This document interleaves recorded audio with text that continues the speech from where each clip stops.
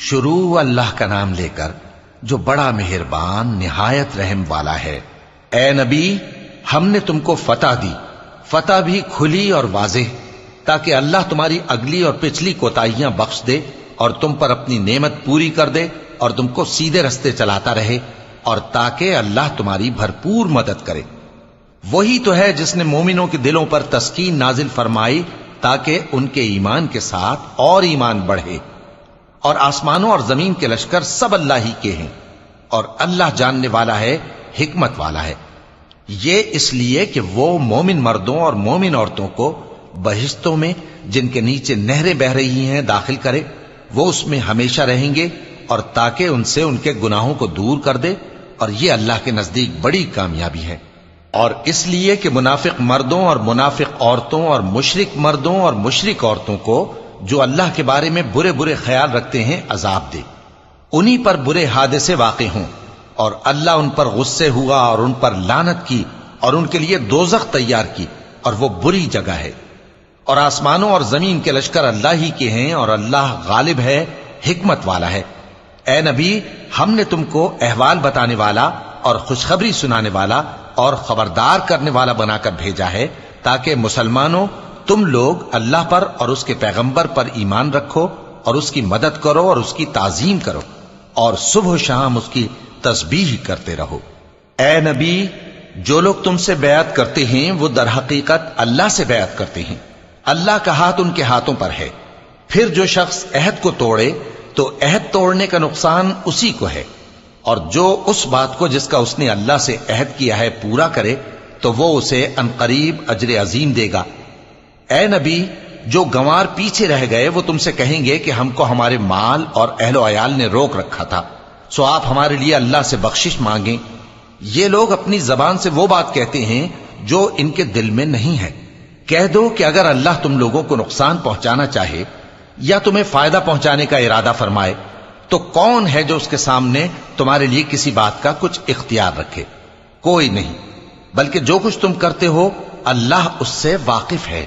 بات یہ ہے کہ تم لوگ یہ سمجھ بیٹھے تھے کہ پیغمبر اور مومن اپنے اہل و عیال میں کبھی لوٹ کر آنے ہی کے نہیں، اور یہی بات تمہارے دلوں کو اچھی معلوم ہوئی، اور اسی وجہ سے تم نے برے برے خیال کیے، اور آخر کار تم ہلاکت میں پڑ گئے۔ اور جو شخص اللہ پر اور اس کے پیغمبر پر ایمان نہ لائے تو ہم نے ایسے کافروں کے لیے آگ تیار کر رکھی ہے، اور آسمانوں اور زمین کی حکومت اللہ ہی کی ہے، وہ جسے چاہے بخشے اور جسے چاہے سزا دے، اور اللہ بخشنے والا ہے، مہربان ہے۔ جب تم لوگ مال غنیمت لینے چلو گے تو جو لوگ پیچھے رہ گئے تھے وہ کہیں گے ہمیں بھی اجازت دیجئے کہ آپ کے ساتھ چلیں۔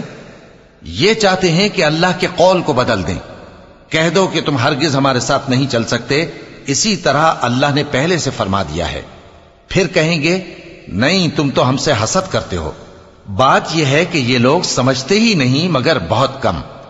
اے نبی، جو گنوار پیچھے رہ گئے تھے ان سے کہہ دو کہ تم جلد ایک سخت جنگجو قوم کے ساتھ جنگ کے لیے بلائے جاؤ گے، ان سے تم یا تو جنگ کرتے رہو گے یا وہ ہار مان لیں گے۔ اگر تم حکم مانو گے تو اللہ تم کو اچھا بدلہ دے گا، اور اگر منہ پھیر لو گے جیسے پہلی دفعہ پھیرا تھا تو وہ تم کو بڑی تکلیف کی سزا دے گا۔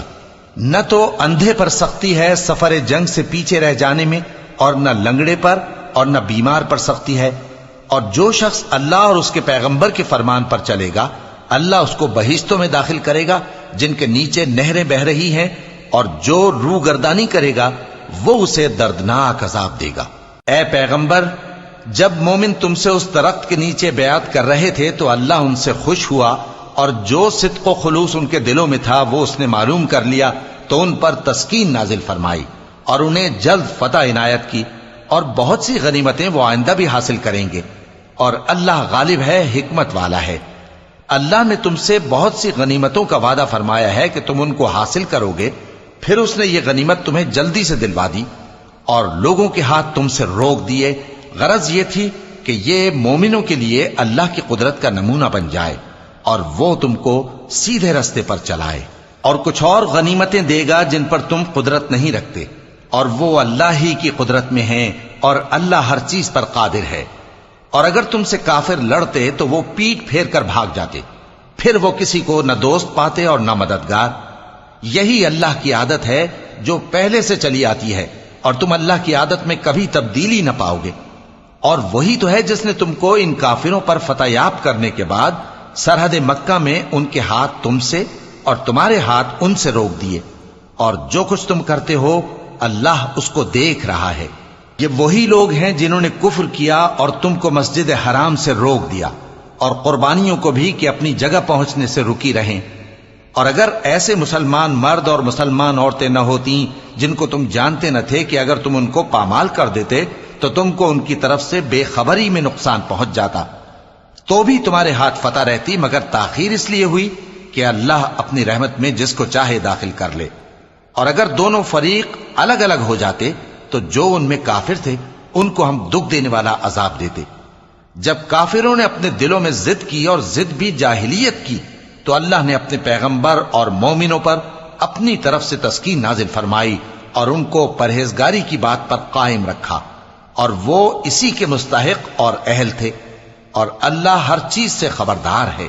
بے شک اللہ نے اپنے پیغمبر کو سچا اور صحیح خواب دکھایا تھا کہ تم انشاءاللہ مسجد حرام میں اپنے سر منڈوا کر یا اپنے بال ترشوا کر امن و امان سے داخل ہوگے اور کسی طرح کا خوف نہ کرو گے۔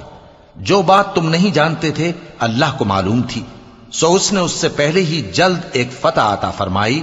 وہی تو ہے جس نے اپنے پیغمبر کو ہدایت کی کتاب اور دین حق دے کر بھیجا تاکہ اس کو تمام دینوں پر غالب کرے، اور حق ثابت کرنے کے لیے اللہ ہی کافی ہے۔ محمد صلی اللہ علیہ وآلہ وسلم اللہ کے پیغمبر ہیں، اور جو لوگ ان کے ساتھ ہیں وہ کافروں کے مقابلے میں تو سخت ہیں اور آپس میں رحم دل۔ اے دیکھنے والے، تو ان کو دیکھتا ہے کہ اللہ کے آگے جھکے ہوئے سر بسجود ہیں اور اللہ کا فضل اور اس کی خوشنودی طلب کر رہے ہیں۔ کثرت سجود کے اثر سے ان کی پیشانیوں پر نشان پڑے ہوئے ہیں۔ ان کے یہی اوصاف تورات میں ہیں اور یہی اوصاف انجیل میں ہیں۔ وہ گویا ایک کھیتی ہے جس نے پہلے زمین سے اپنی سوئی نکالی، پھر اس کو مضبوط کیا، پھر موٹی ہوئی، اور پھر اپنے تنے پر سیدھی کھڑی ہو گئی، اور لگی کھیتی والوں کو خوش کرنے تاکہ کافروں کا جی جلائے۔ جو لوگ ان میں سے ایمان لائے اور نیک عمل کرتے رہے ان سے اللہ نے گناہوں کی بخشش اور اجر عظیم کا وعدہ کیا ہے۔